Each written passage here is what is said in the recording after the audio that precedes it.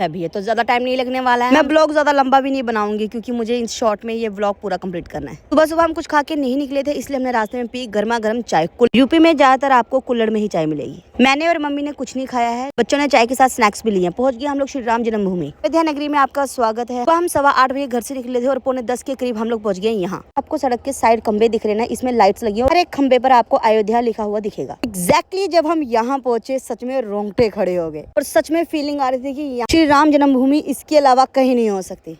ये अयोध्या का main gate है, यहाँ से हम एंटर होंगे राम मंदिर की तरफ। ये जो आपको सामने से पिलर दिख रहे हैं, इनमें लाइट्स होती हैं। ये हमें तभी देखने को मिलेंगी जब हम रात को आए या जाएं। इसी रोड के साइड पर आपको बहुत बड़े बड़े रेक्टेंगुलर शेप में आपको पिक्चर्स दिखाई दी होंगी। ये बहुत अच्छी नक्काशी की हुई है और प्रॉपर से लिखा हुआ है क्या है। ये धर्मपथ से क्रॉस होते हुए हम लोग निकल रहे हैं लता मंगेशकर चौक की तरफ। रास्ते में आपको इस तरीके का एक राम राम लिखा हुआ आपको एक पिलर टाइप दिखेगा, ऐसे ध्यान से देखना।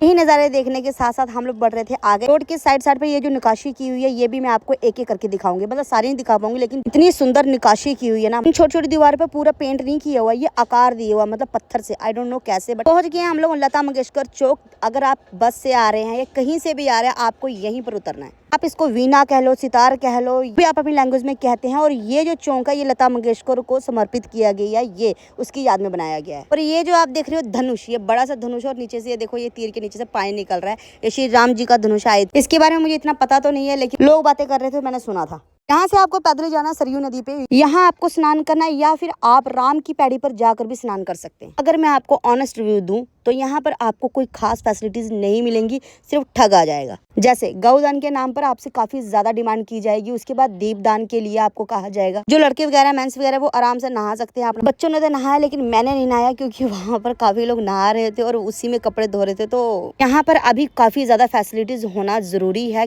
खासकर सफाई के मामले में। फीमेल्स के लिए बॉक्स बनाए गए हैं चेंजिंग के लिए। मैं फिर से कहूंगी सरयू नदी पे बहुत ज्यादा फैसिलिटीज की कमी है। और कुछ तो नहीं, लेकिन मैंने वहाँ पर दीपदान जरूर किया। कुछ कर पाना या नहीं कर पाना, लेकिन ये जरूर करना। हाँ, वीडियो नहीं, दीपदान जरूर करना।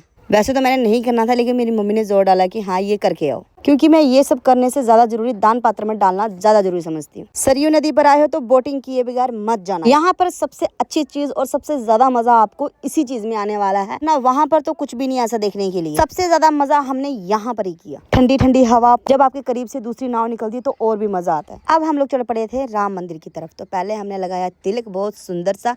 सबसे पहले मैंने लगाया, फिर तक्ष लगाया, फिर माही ने लगाया। तक्ष का मुंह तो हमेशा सड़ा सा रहता है क्योंकि इसने पहले लगाया था और उसको मिटा के ये फिर से लगा रहा है। अब इसको ये नहीं पता कि इधर बब्बे का मेला है, लग गया कि कोई भी फ्री चाहिए ला देना, पैसे लेंदे अगले ला देंगे। नदी से आपको दोबारा लता मंगेशकर चौक पर आना और वहां से लेना आपको ऑटो। ऑटो नहीं लेना, गलती मत करना, हमने भी यही गलती की।